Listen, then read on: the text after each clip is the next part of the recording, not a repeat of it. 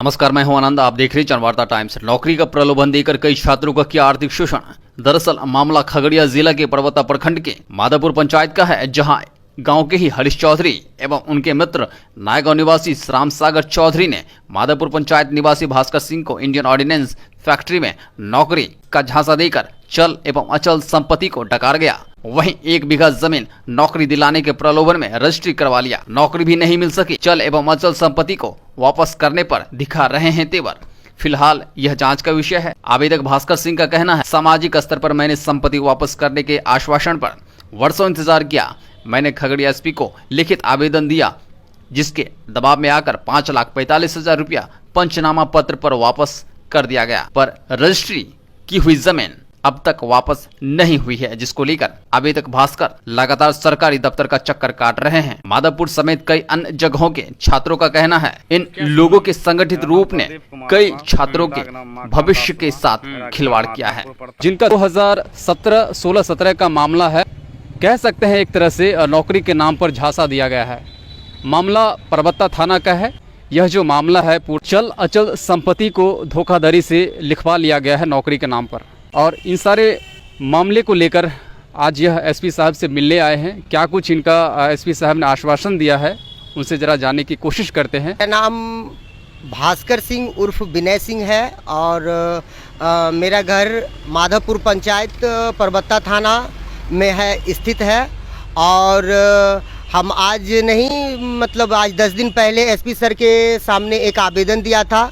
हमारे गांव के ही हरीश चौधरी और हमारे गांव के बगल नया गांव बस्ती का राम सागर चौधरी जी हैं, जो हरीश चौधरी ने हमसे पैसा ले लिया ये कहकर कि तुम्हारी पक्की नौकरी ऑर्डिनेंस फैक्ट्री में मैं लगा दूंगा। और इसके लिए जो है मेरे माँ को बहला फुसला करके उनसे पैसा ले लिया और मेरी माँ को ये कह के कि तुम्हारे बेटे का मैं नौकरी पक्की नौकरी सरकारी दूंगा, इसके लिए तुमको पैसा नहीं है तो तुम अपना कुछ एविडेंस के तौर पर कुछ ज़मीन आप हमको लिख दीजिए। मेरी माँ ने उनको 1 बीघा ज़मीन भी लिख दिया।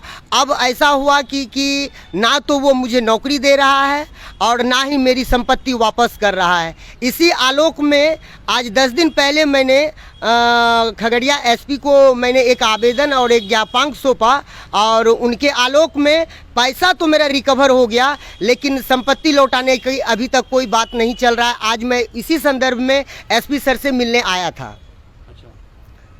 तो क्या कुछ मामला आपको निकल कर अभी सामने आ रहा है? सामने मामला ये निकल के सामने आ रहा है कि जिस दिन मैं ज्ञापन सौंपा हूँ उसके ठीक 48 घंटे के बाद एक दलाल जो था, जो पैसा लेकर के मेरा फिरार था, उसने 5 लाख रुपया जो मेरा लिया था उसने तो रिकवर कर दिया।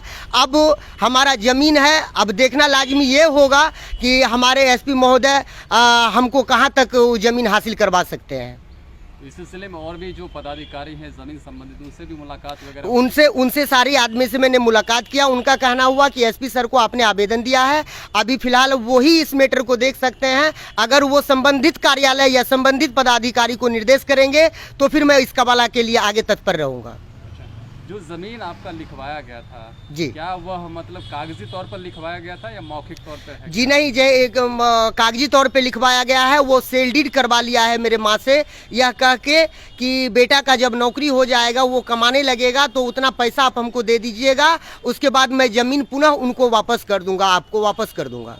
अच्छा, ये बताइए नौकरी आपकी लगी क्यों नहीं?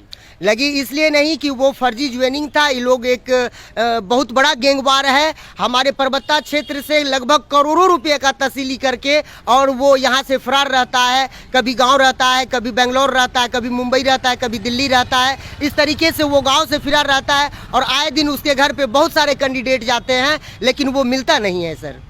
तो इस तरह के मामले को लेकर आप अभी आवेदन दे रहे हैं, लेकिन यह मामला 16-17 से ही कहीं ना कहीं सामने निकल कर आ रहा है। इतने सालों तक आप कहाँ थे? इतने सालों से मैं कुछ ग्रामीण थे हमारे, जैसे मुखिया थे, सरपंच थे, वहाँ के वार्ड कमिश्नर थे, वहाँ संबंधित जो हमारे परबत्ता थाना था, सभी को मैंने आवेदन दिया। सभी ने कोशिश किया कि इसका नौकरी के नाम पर ज़मीन लिखवा लिया गया है, पुनः इनको वापस किया जाए, लेकिन वो किसी का बात नहीं मानता है। वो बहुत ही दबंग किस्म का इंसान है सर। तो जिला प्रशासन से क्या मांग है अभी फिलहाल आपकी? मैं जिला प्रशासन से ये मांग करना चाहूँगा कि सर आपको मैंने आवेदन दिया, आप ही के आवेदन के आलोक में वो एक दूसरा जो दलाल था वो उतने पैसा दे दिया, लेकिन जो ज़मीन हमारा लिखाया है वो ज़मीन वापस नहीं कर रहा है। मैं मतलब एसपी साहब से गुहार लगाना चाहूँगा कि मेरी ज़मीन किसी भी तरीके से मुझे वापस हो जाए।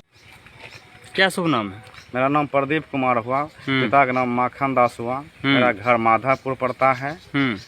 इस सागर चौधरी नया गांव का है।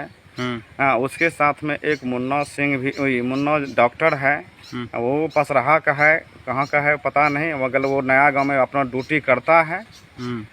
वहाँ से रह के दोनों आदमी मिल के हमको बोला कि आपको नौकरी लगवा देंगे।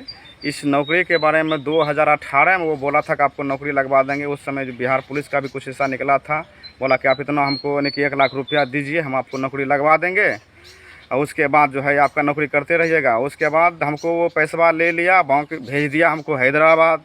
वो एक होटल के दुकान में बोला कि वही तुम करो, वही तुम्हारा नौकरी है। वो रुपया पैसा लेकर रख लिया, गमन कर लिया, हमको कोई भी नौकरी वो नहीं दिया। ठीक।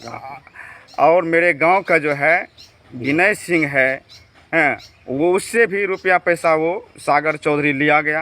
एक बीघा जमीन, उनका ज़मीन भी लिखवा लिया गया। ठीक।